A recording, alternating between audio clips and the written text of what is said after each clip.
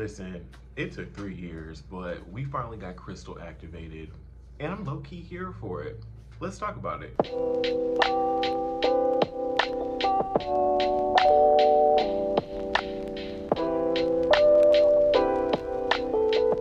What is up, you guys? Welcome back to Leo Reviews. I'm your boy Leo, and today we are here to review The Real Housewives of Beverly Hills, season, 13, episode 13. Can I just say, I'm so happy to be reviewing something that is not Potomac right now.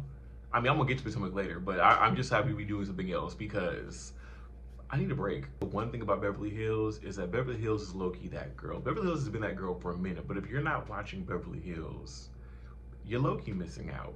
Before we get into it though, please do all the YouTube things, like, comment, subscribe, and hey, let's get into the foolishness. I know that I'm only coming in halfway through the season or like towards the end of the season, but I'm just gonna say this. I've been watching and I've definitely been keeping up, and I will say that this is probably, like, Beverly Hills just remains undefeated, and I feel like it's just because the cast works. I feel like everybody on this cast actually comes to work and shows up for work. Hell, at this point, Crystal's now showing up for work. But at this point in the show, they're headed off to their cast trip, which is in Barcelona. And can I just say that Beverly Hills gets the best cast trips? I don't know if it's because the Beverly Hills girls that make the most money out of all the American franchise. Do they? Do they make more money than Miami?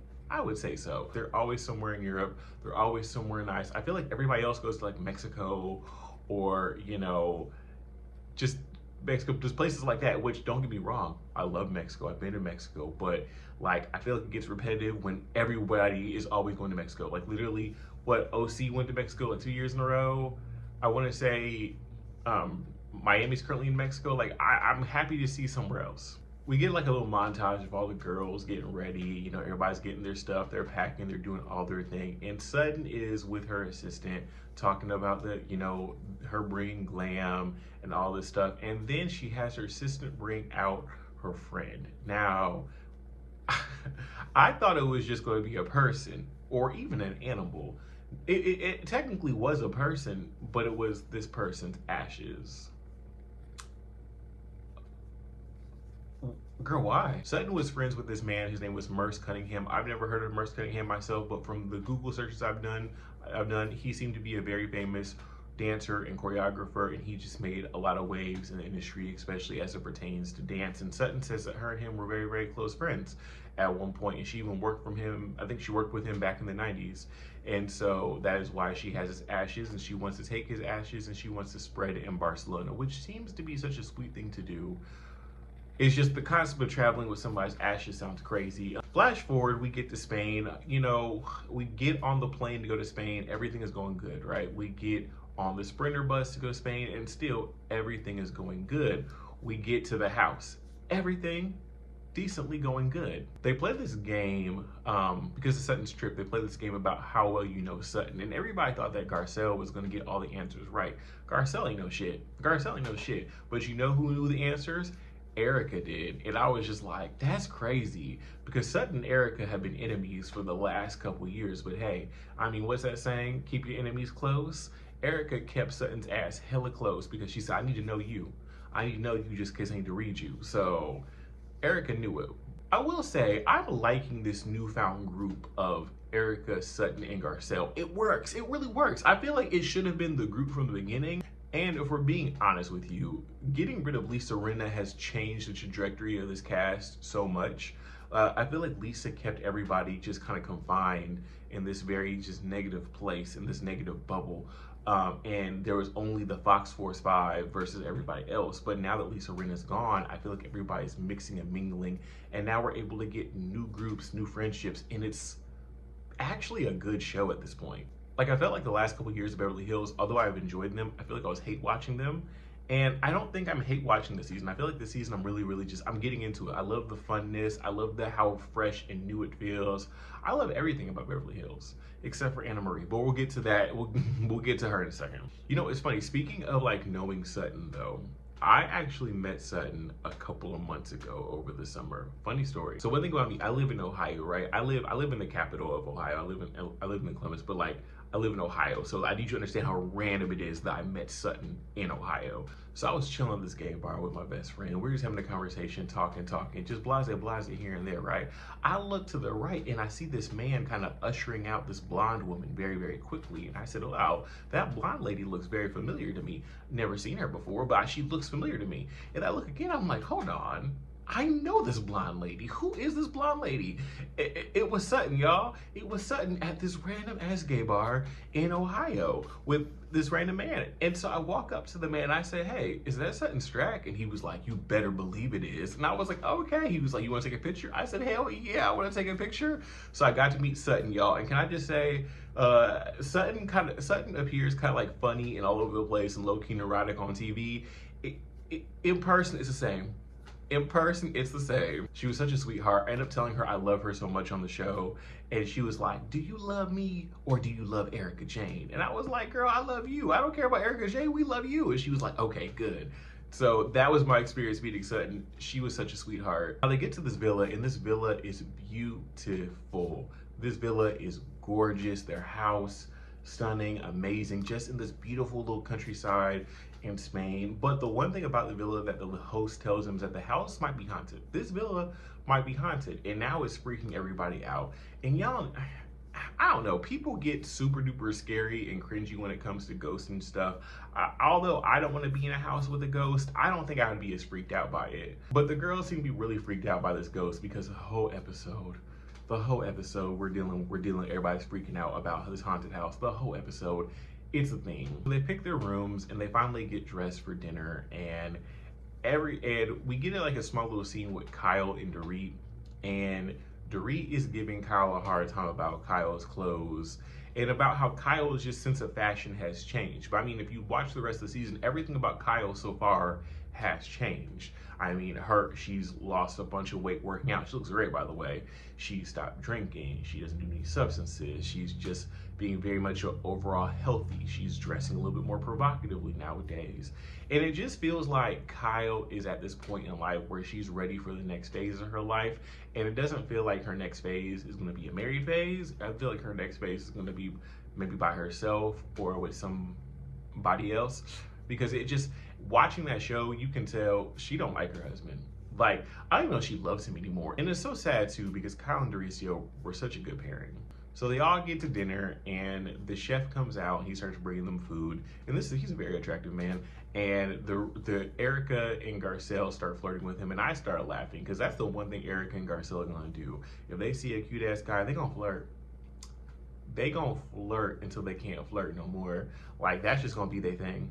They gonna flirt with that man until the cows come home. For some reason, Sutton brings out the Ziploc baggie with her friend's ashes in it, and I was confused because, for one, why is his ashes in the Ziploc? But also, why is it at dinner? Why are we bringing this out at dinner, Sutton? Sutton, what are we doing?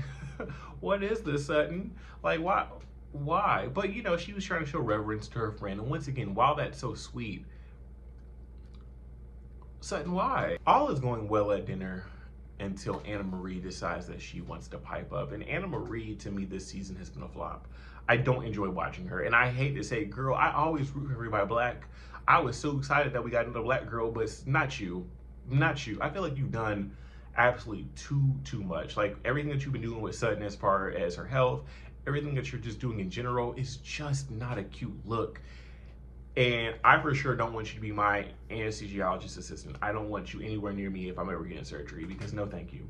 No thank you. So she brings up the whole drama that she's been having with Sutton, and she told that she apologized to Sutton. And Sutton pretty much says that the one thing that she didn't like was Anna Marie calling her lonely and insecure. And Garcelle and Erica chime in, they didn't like that either. She apologizes for that because, you know, she's trying to save grace, but then she decides that, you know what, this is not working. My moment with them is not working, so let me try to get a moment with Crystal. And in all honesty, it was a smart move. It was a smart move to pick with Crystal, the weakest link of the group, because while everyone else is not really giving you the energy that you need because they don't really care about you, Crystal kind of needs you, so she gonna give you that energy. She says that when she first met Crystal pretty much told her that she felt that all the girls were uneducated and all the girls were, you know, shallow and just unintelligent, all this type of stuff. And the rest of the group is just like, what? Crystal, girl, you said that? What? And it's funny because you can tell that the group believes it. They all believe it. Like, and I feel like I understand why. Maybe Crystal does come off like that a little bit, but they, right away, there was no doubt in any of their minds. Crystal said that shit. Hell, you even got Dorit reading her for filth in the confessional, talking about, okay, Miss Child Bride, when you were getting married at 12, I was out here starting businesses and you're calling me uneducated. And I said, God damn, Dorit. God, why don't do her like that? Jeez. Crystal denies it, but then the producers flash back that beautiful bean footage of 2020 when Crystal was saying that the girls said they were savvy, but not really all that educated. And I said, ooh, Crystal, you probably said that shit. You probably told Anna Marie that shit. You did it. You definitely did it, because that's the one thing about Crystal. Although I like Crystal, Crystal will say some shit and not stand on it. Like, that has been her MO. Like, the whole dark thing last year, Crystal will say some shit and then not stand on it. Dorit shades Crystal in the confessional again, saying that, you know, Crystal saying that they're all uneducated and all this stuff is just a way of saying that the reason why that people, you know, don't like me as much is because, you know, they're so used to them being shallow and uneducated, and maybe I'm just too smart to be around them. And then Dorit says, no, hun, it's because you're boring. And I said, God damn it, Dorit. God damn it, Dorit. You don't have to run Crystal all the way to hell. You take it, run her into the ground. Just bulldozing on top of Crystal. God damn it, Dorit. I just say, Dorit has low-key been a confessional demon this season, and I'm here for it. I have not been here for Dorit in years. I feel like Dorit needed to go when Lisa Vanderpump went, but in all honesty, Dorit this season, loving it. Give her another season, because this episode alone showed me that Dorit might got it. I like Dorit. At this point, they two get to arguing, and I say this, there's something about Anna Marie, besides the fact that she's awful, there's something about her that gets Crystal activated. And we've been waiting years to see you activated, my love. But Crystal's, they're going back and forth. They're arguing about all of this. At one point, Anna Marie looks at Crystal and she's like, listen, you need to be thanking me, because without me, you'd have nothing to talk about, and I'm making you relevant. Literally, when she said that, I just felt like my eyes just rolled back so far and then got stuck and then rolled again and then came back around, because that was so cringy that she said that. I cringed, but then I thought about it and I said, God damn it, she's right. Girl, I hate that you're right. I hate that you're right. I hate it because Anna Marie is so awful. But in all honesty, she's right. Without her, Crystal would have nothing. Crystal, this will be Crystal's exit season, because Crystal, without Anna Marie, Crystal gives us absolutely nothing. The next day, the girls all just, they wake up, they just group up to talk about the drama. You have Garcelle and Anna Marie, you know, the two black girls together. You got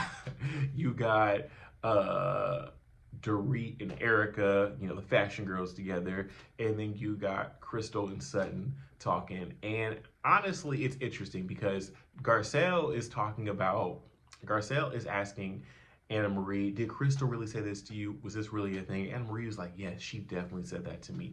You got Sutton talking to Crystal, saying like, Crystal, did you say that? And Crystal's like, hell no, I would never say that. It's insulting that you guys ask. And to be honest with you, I don't think the other girls even believe it. And then you have Erica and Dorit over here like, yeah, she said that shit. She said it. Crystal said that shit. We know for a fact Crystal said that shit. And I said, damn, Crystal, you in danger, girl. You in danger. So the girls all meet up, and I guess they're going to church or going to a church. I'm not sure if they're going to worship or if they're going to see the sights. If they're going to see the sights, and I say go for it. But I mean, we got church at home. Why are you going to church on vacation? I don't know. I'm not a church guy, but hey. Erica gets an email talking about the appeal that she had on the earrings. Now, I don't know if you guys didn't watch it or if y'all don't remember. So last year, there was a whole controversy with Erica and these $1 million earrings, because Erica's ex-husband used to embezzle money from victims from a plane crash. And they thought that the money was used to buy these earrings that were gifted to Erica. And there was a whole drama about that because the rest of them were like, just give up the earrings and give it to these victims of this plane crash.